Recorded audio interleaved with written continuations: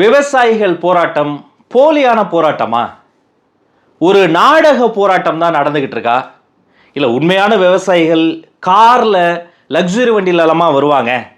இதற்கு பதில் நான் கண்டிப்பாக சொல்கிறேன். அதற்கு முன்பு அவங்க கோரிக்கைகள் என்னென்னு பார்த்துடலாங்க. தயவு செஞ்சு இந்த வீடியோவை முழுமையாக பாருங்கள். இந்த விவசாய போராட்டங்களின் பிரச்சனை குறித்து A to Z உங்களுக்கு தெரிஞ்சிடும். இந்த விவசாயிகள் போராட்டத்தினுடைய முதல் கோரிக்கை என்ன தெரியுமா? குறைந்தபட்ச ஆதார விலை.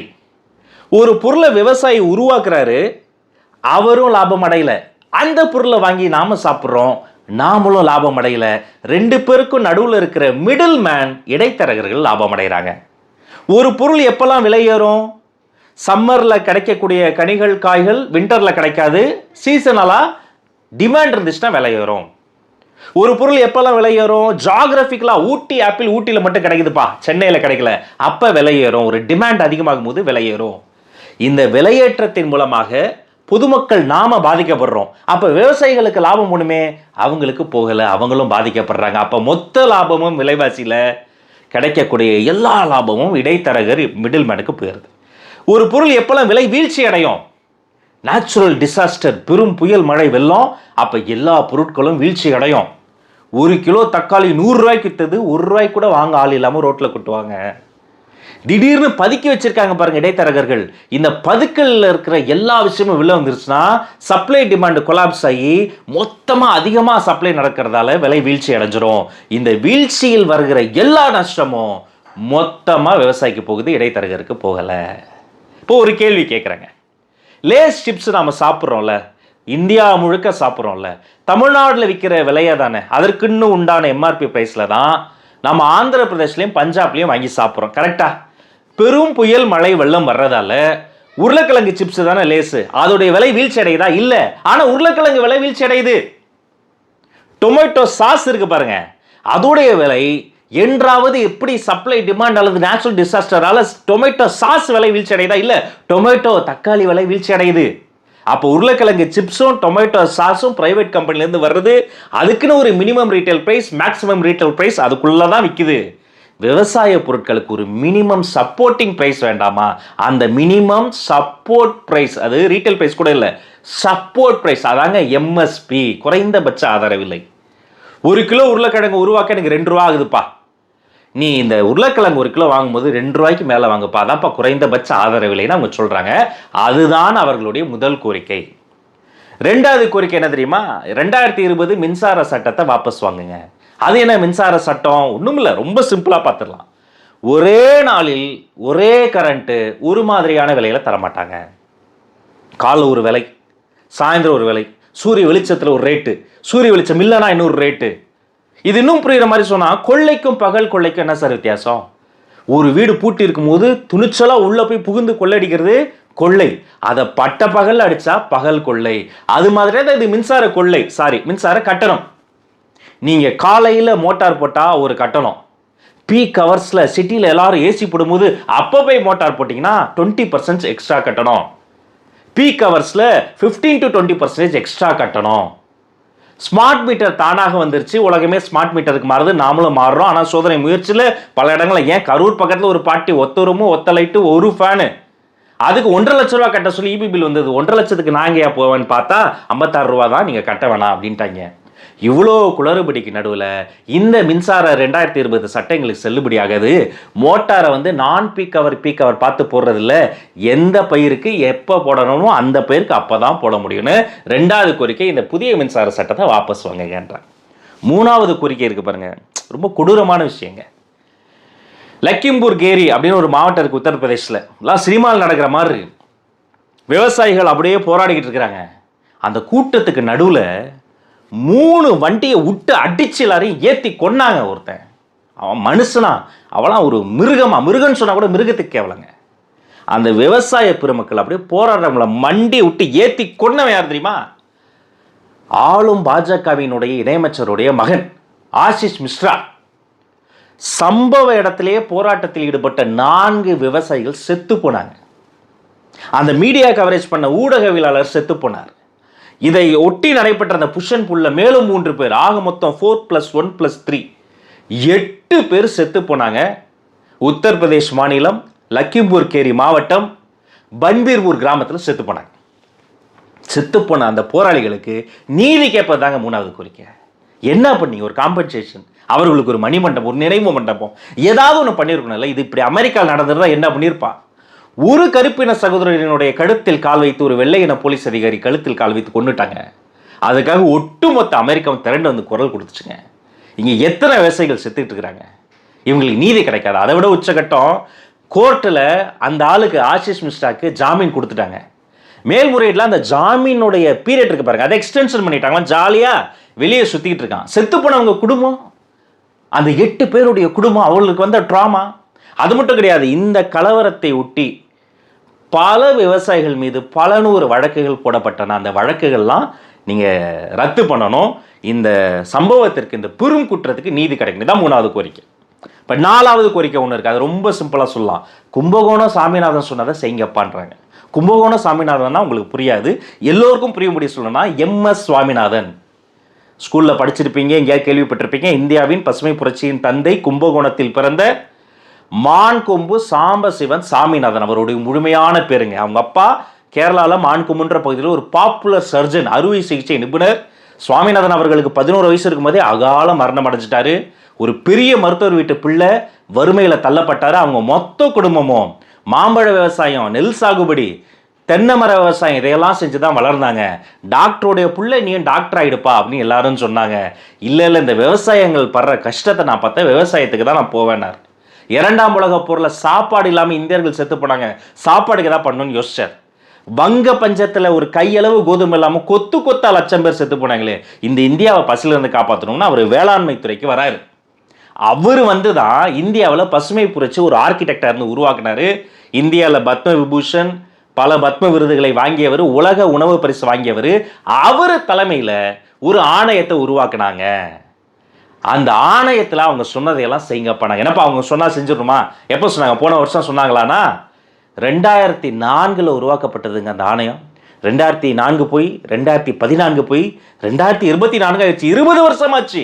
இன்னும் அதை நிறைவேற்றுங்கன்னு கோரிக்கை வைக்கிறாங்க. இதுதானா சார் உங்கள் டக்கு அப்படின்னு தான் நம்ம கேட்க தொடருது. சரி, இந்த ஆணையம் எந்த நோக்கத்திற்காக உருவாக்கப்பட்டதுன்னா, ஏன் இந்திய விவசாயிகள் திரும்ப திரும்ப தற்கொலை பண்ணிக்கிறாங்க, இதை தடுக்கணும், இதற்கான காரணங்கள் என்ன, தீர்வுகள் என்னன்னு சொல்லுங்கன்னு MS சுவாமிநாதன் அவர்கள் தலைமையில் நேஷனல் கமிஷன் ஆன் ஃபார்மர்ஸ் உருவாக்கப்பட்டது.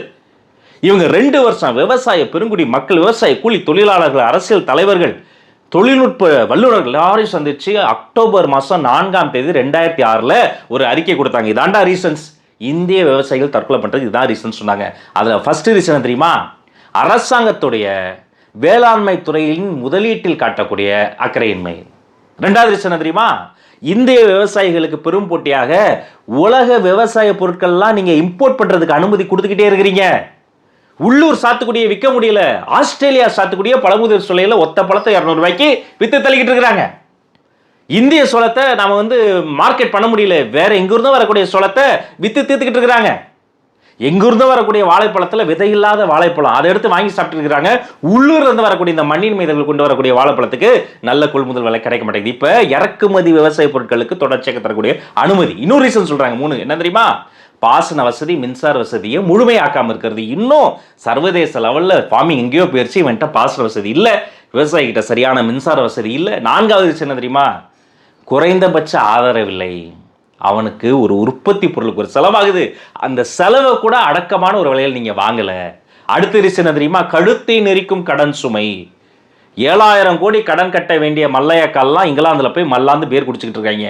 70,000 ரூபாய் விவசாய கடனை கட்ட முடியலன்னு கழுத்தில் கயிறை கட்டிக்கிட்டு தூக்கில் தொங்கிடுறாங்க இந்திய விவசாயி. மானத்துக்கு அஞ்சு, காசுக்காகவா? இல்லை, அந்த வைராக்கியத்தில் செத்தே போவும் தெரிஞ்சும் இந்த தொழிலில் இறங்கக்கூடியவர்கள் இந்த விவசாய பெருமக்கள் மட்டும்தாங்க. இப்படி பல்வேறு ரீசன்ஸை சொல்லிட்டே போகிறாங்க. உத்தரவாதம் இல்லாத சந்தையை சுட்டி கட்டுறாங்க. நீங்கள் யோசிச்சு பாருங்கள், ஒரு கார் கம்பெனி 10 லட்ச ரூபாய்க்கு ஒரு கார் உற்பத்தி பண்ணுது. 10 லட்ச ரூபாய்க்கு தானே இருக்கும் மார்க்கெட் ப்ரைஸ். 10 லட்ச ரூபானா அதுலேருந்து என்ன 10,000 ரூபாய்க்கு விற்பாங்களா? அங்கே உறுதியான சந்தை. ஆனால் இங்கே சோறு விளைவிக்கிற, நெல்லை விளைவிக்கிற விவசாயிக்கு அந்த உறுதியான உத்தரவாதமிக்க சந்தையே இல்லை. இதெல்லாம் தான் ரீசன்ஸ் இந்திய விவசாயி சாகிறதுக்குன்னு அந்த ஆணையம் சொல்லுது. சரி, சொல்யூஷன்ஸ் என்னப்பா சொல்லுது? அவங்களும் ரொம்ப சிம்பிளாக சொல்லிட்டாங்க, தெளிவாக. அதை நான் உங்களுக்கு புரியாமல் சொல்கிறேன். முதல் சொல்யூஷன் என்ன தெரியுமா? MSP, குறைந்தபட்ச ஆதரவு விலை. இதுதான் இவர்களுடைய முதல் கோரிக்கை. ஒரு பொருளினுடைய உற்பத்தி விலை ப்ளஸ் 50% ஆஃப் தட் உற்பத்தி விலை, அதை எம்எஸ்பியாக வாங்குங்க. 1 கிலோ உருளைக்கிழங்கு உருவாக்க 2 ரூபா ஆகுதா உற்பத்தி செலவு? 2 ரூபாவில் 50 வீதம் எவ்வளவு? 1 ரூபா. அப்போ 2 ரூபா கூட சேர்த்து 1 ரூபா சேர்த்து 3 ரூபாய்க்கு குறைந்தபட்ச விலையை அதை கொள்முதல் பண்ணுங்க. விலை ஏறினாலும் இறங்கினாலும் கொள்முதல் பண்ணுங்க. ஒரு தக்காளி உருவாக்க 5 ரூபா ஆகுதா 1 கிலோ தக்காளிக்கு? ஒரு எக்ஸாம்பிளுக்கு சொல்கிறேன். 5 ரூபாவில் 50%னா 2.5 ரூபா. அப்போ 7,000 ரூபாய்க்கு 1 கிலோ தக்காளியை நீங்கள் வாங்கணும். அதுதான் குறைந்தபட்ச கொள்முதல் விலை. அவங்களுக்கு ஒரு குறைந்தபட்ச ஒரு உத்தரவாதம் கிடைக்கும்ன்றாங்க. ரெண்டாவது, அந்த எம்எஸ் சுவாமிநாதன் அவர்களினுடைய தலைமையில் ஈடுபட்ட அந்த நேஷனல் கமிஷன் ஆன் ஃபார்மர்ஸ் சொல்லக்கூடிய சொல்யூஷன் என்ன தெரியுமா? விவசாய நிலங்களை விவசாய வேலைக்கே பயன்படுத்துங்கன்றாங்க. அன்னைக்கு சொன்னது இப்போ போன வாரம் தாளம்பூரில் நாம் ஒரு வீடியோ போட்டோம். 7 பிரைவேட் கம்பெனி, டிஎல்எஃப், காசா கிராண்டியில் எப்பேற்பட்ட பிராண்டு, அவங்கள ஏமாற்றி 6000 குடும்பங்களை ஏமாற்றி எத்தனை 505 ஏக்கரில் வீடு கட்டி முடிச்சுட்டாங்க.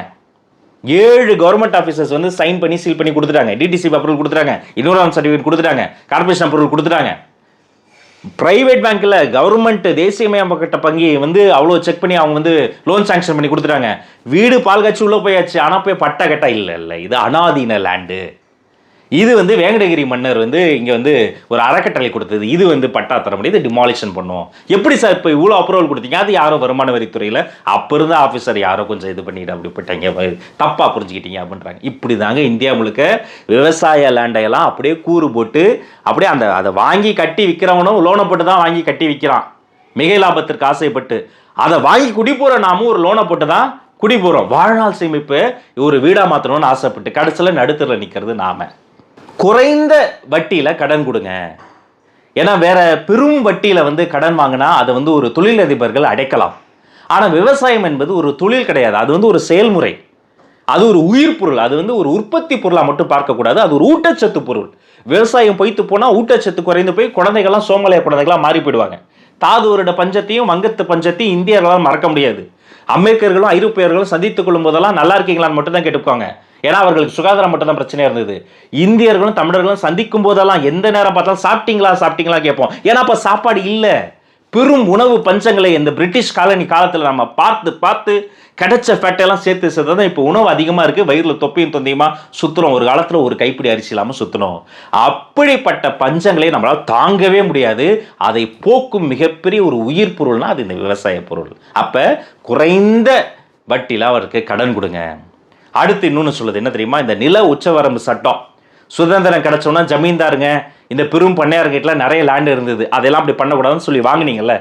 நிலம் இருப்பவர்களிடமிருந்து வாங்கிய அந்த இடங்களை நிலமில்லாத ஏழை விவசாயிகளுக்கே நீங்கள் திருப்பி கொடுக்கலாம். அதெல்லாம் என்ன பண்ணீங்கன்னு கேள்வி கேட்குறாங்க. இப்படி எல்லாம் கேட்டு கடைசியாக ஒரு கோரிக்கை சொல்கிறாங்க என்ன தெரியுமா?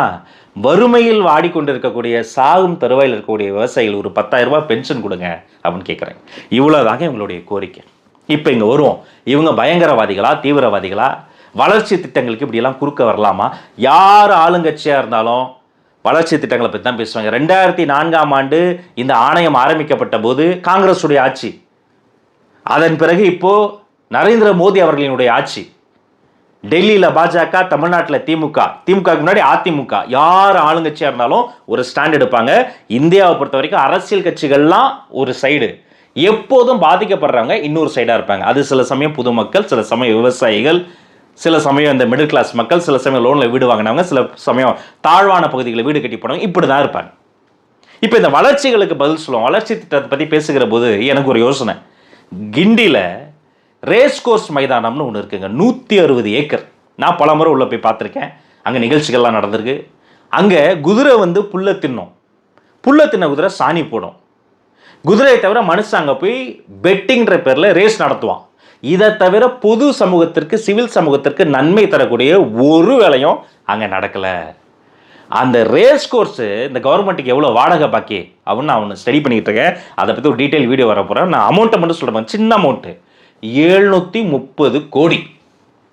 எவ்வளோ? 730 கோடி ரூபாய் அவன் நமக்கு தரணும்.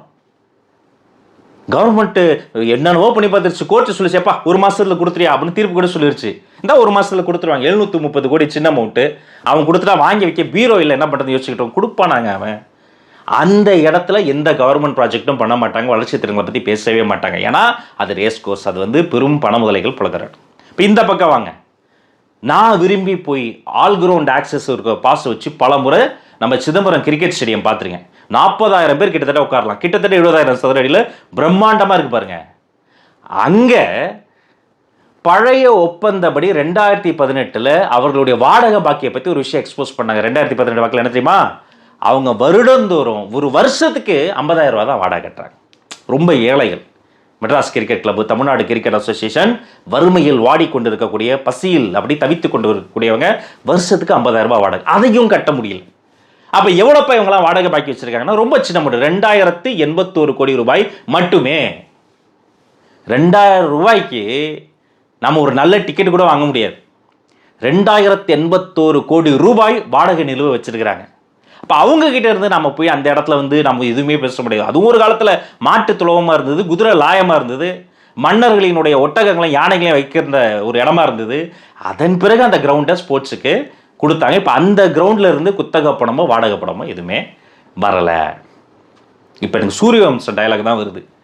சச்சின் முதுகுலியோடு சுருண்ட விழுந்தப்பையும், டெஸ்ட் மேட்ச்சில் பாகிஸ்தானே ஜெயிச்சப்பையும், ஜெயிச்ச பாகிஸ்தானுக்காக எழுந்து நின்று கைத்தட்டின சேப்பாக்கம் ரசிகர்கள் நாங்கள் எங்கே?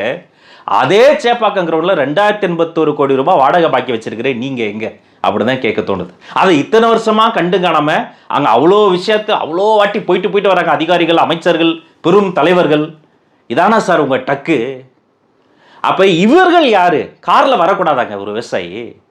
கவர்மெண்ட் என்னெல்லாம் பண்ணுது? முள்ளு வேலி கட்டுறாங்க, 10 பேரிகார்டை ஒத்த பாதையில் போடுறாங்க, ஆணியை கான்கிரீட்டில் அடித்து ஆணி படுக்கை செய்கிறாங்க, ட்ரோனில் புகை குண்டு போடுறாங்க.